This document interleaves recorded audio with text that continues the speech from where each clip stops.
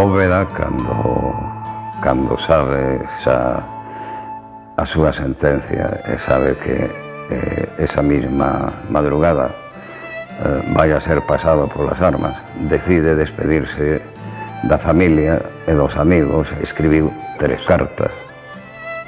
Unha ia dirixida ao compañeiro Pedro Basanta, presidente do Partido Galeguista, onde lle comunicaba a súa confianza por morrer polas súas ideas. Por suposto, escribe unha carta a súa compañeira de sempre, a súa Cholimos, a súa Choliños, a súa Amalia, a súa Maliña. É unha carta realmente, repito, conmovedora, que estremece.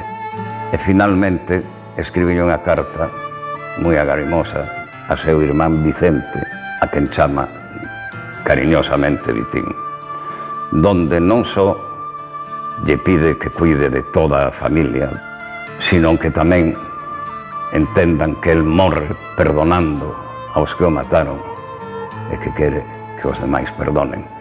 Esta grandeza de espírito é a grandeza dos grandes homes, como foi Alexandre Bóveda. Eu morro tranquilo. Confío en que serei recibido donde todos queremos xuntarnos e fago con ledicia e confiando en Deus este sacrificio. Quixen facer ben. Traballei por Pontevedra, por Galicia e pola República. E o trabucado suicio dos homes que eu perdoo e todos debedes perdoar, condéname. Ben falado. En que estación caen as follas das árbores?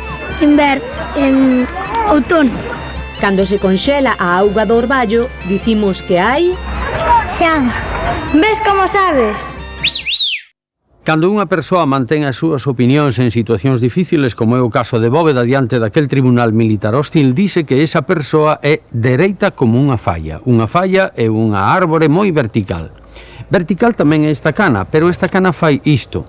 E isto parécese a unha peza da roda do carro, que é a camba, e cando un xuíz se deixa levar polos seus prexuizos ou polas presións políticas, dice que a vara da xustiza camba. Mañá máis.